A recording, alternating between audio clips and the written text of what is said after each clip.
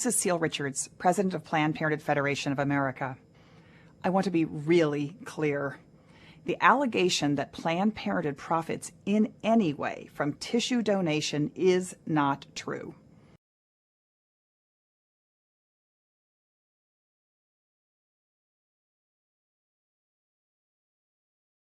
What would you expect for intact tissue? What sort of compensation? What sort of... Well, why don't you start by telling me what you're used to paying?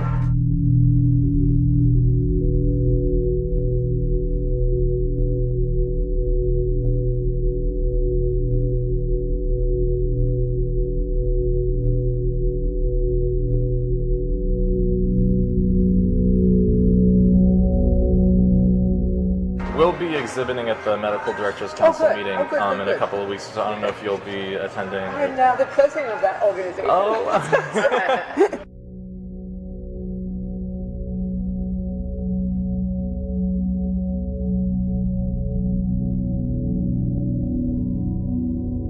So we had just started the conversation, and Susan was explaining they're a startup, that they have been about a year in business. They're a for-profit company that's connecting researchers with people willing to donate tissue. Our volume, thank you for giving it to me, is 800 a year, with 60 in the second trimester, and we just started to talk about how the process worked with Novogenics down in Los Angeles when I was there. Okay. To back up a little bit, PPFA, our parent body, is on board with tissue donation, but we have to ask for a waiver to do it, and we have to lay out for them what our program's going to be like.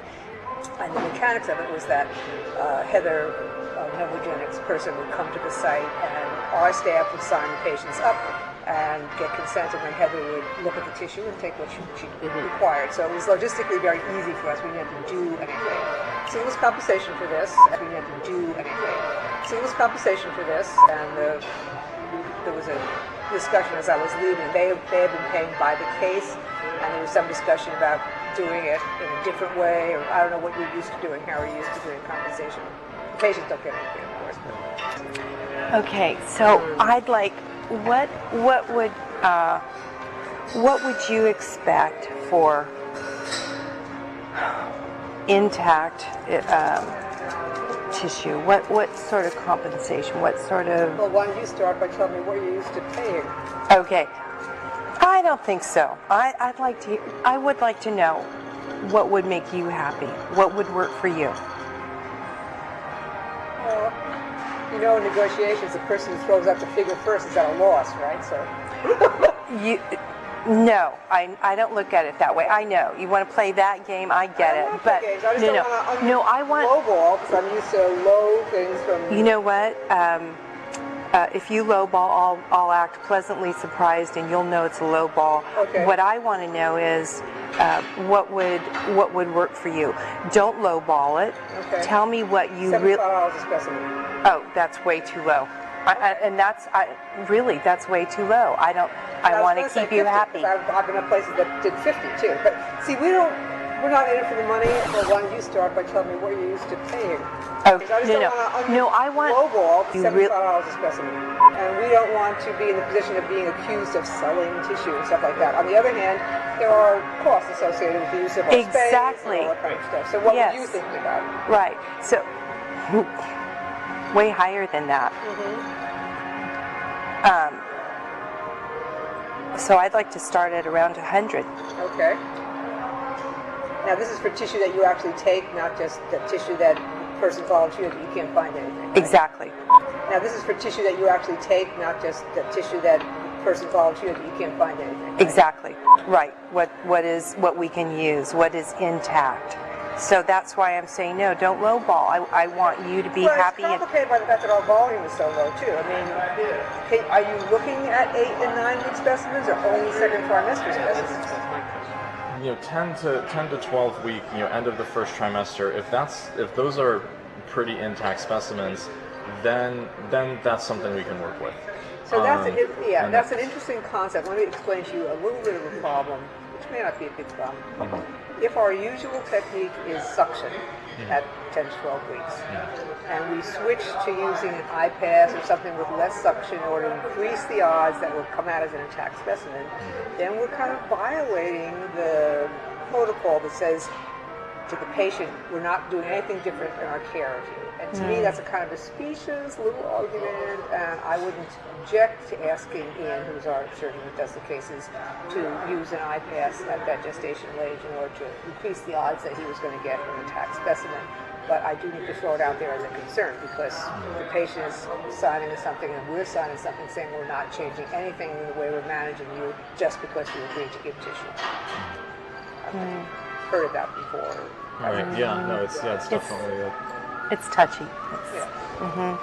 Okay. How do you feel about that? Well, I think they're both totally appropriate techniques. There's no additional pain involved. I don't think the patients would care one iota. So I'm not making a fuss about that. Okay. Now you have my email address. I've got your email. Yeah. Write me a 3 or 4 paragraph proposal, which I will then take to Laurel and others in our organization to see if we want to pursue this. And then if we want to pursue this mutually, I'll mention this to Ian in terms of how he feels about using a less crunchy technique to get more whole specimens. And then if we agree to move forward, the next steps I need to apply to PPFA for a waiver to permit us to do this. We have to have a contract. Do you have a contract already? We have what we've used in the past is a materials transfer agreement. And that's obviously open to discussion. So that's a prototype. It needs to say exactly what your staff is going to do, exactly what your expectations are, exactly what your compensation is. And are we agreed that $100 would keep you happy? Well, let me agree to find out from other affiliates in California what they're getting. And if they're getting substantially more, then we can discuss it then.